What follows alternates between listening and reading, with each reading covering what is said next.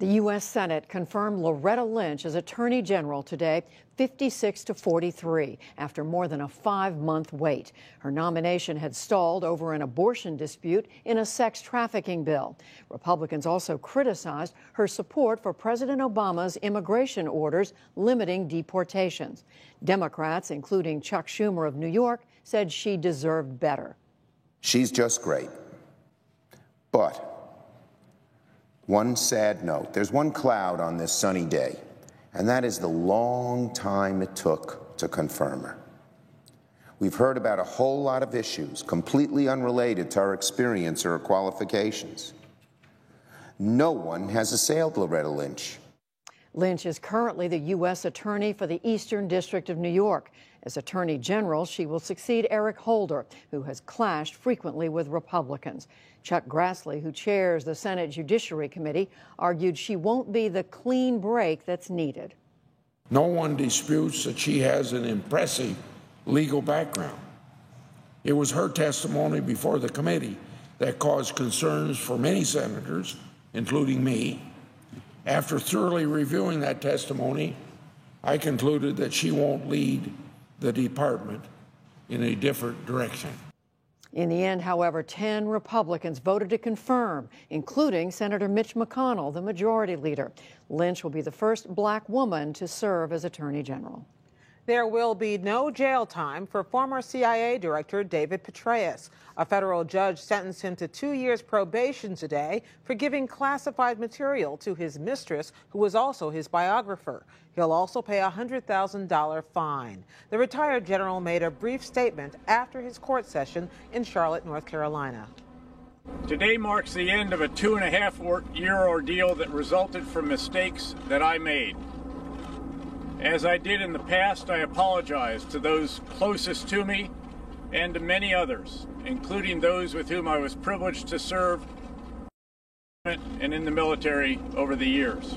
Petraeus resigned his CIA post in 2012 after admitting to the affair. Before that, he'd led U.S. forces in Iraq and Afghanistan. A major merger in the telecom world has crumbled. It was widely reported today that Comcast will drop its offer to buy Time Warner Cable for $45 billion. The proposal had run into opposition from federal regulators. A formal announcement could come tomorrow. There's word that North Korea may already have 20 nuclear warheads and the ability to double its arsenal by next year. An account in the Wall Street Journal says Chinese nuclear experts relayed that estimate in a closed-door meeting earlier this year. North Korea has carried out 3 nuclear tests in recent years. Leaders of the European Union agreed late today to triple the funding for rescuing migrants trying to cross the Mediterranean from Africa. The announcement came at an emergency session in Brussels. Kathy Newman of Independent Television News is there. It's a tragedy which for just a minute this afternoon silenced Europe's usually vocal political leaders. Prime ministers and presidents bowing their heads in memory of the 1,700 migrants drowned in the Mediterranean after these same EU leaders scrapped a search and rescue operation. Do you think the EU has failed in its moral duty, though? Well, I think the EU has failed in the sense that 800 people have just died. The EU has failed in that the flow of vessels and refugees keeps on flowing in, and that's what we're trying to do now, is to solve the problem.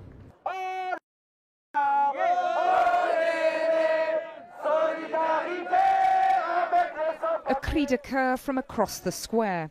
These more fortunate migrants say that military intervention by the West in Libya and beyond unleashed chaos which is causing their compatriots to flee in their thousands.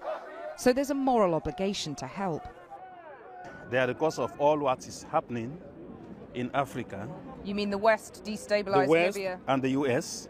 They are the cause of what's going on in Africa. It's too late for these victims, but the EU plan proposes what the Italian Prime Minister has called targeted military intervention, capturing and destroying the people traffickers. As part of the fight back, the Royal Navy's HMS Bulwark, already by chance in the Mediterranean, will pluck hundreds of migrants to safety. Once aboard, though, they have a legal right to claim asylum in Britain, something officials are determined to circumvent. No wonder a senior British diplomat told me this was one of the great insoluble problems of our age. How to save lives without sacrificing a tough approach to immigration demanded by many European voters. Italy now estimates that up to 200,000 migrants will try to cross from North Africa this year. U.S.-led airstrikes in Syria have killed nearly 2,100 people since September. That's according to the Syrian Observatory for Human Rights based in Britain. The group says more than 1,900 of those killed were Islamic State fighters, the main targets of the strikes. Another 90 were said to be members of the al-Nusra Front, linked to al-Qaeda. 66 of the dead were identified as civilians, including 10 children. Back in this country, the U.S. Geological Survey warned today that man-made earthquakes are on the rise and that oil and gas drilling is to blame. It is the first comprehensive look at the problem. The report cites growing seismic activity in 8 southern and midwestern states where hydraulic fracturing or fracking is being used intensively. And on Wall Street, the Dow Jones Industrial Average gained 20 points to close near 18,060. The Nasdaq also rose 20, finally topping its record close set 15 years ago in the dot-com bubble.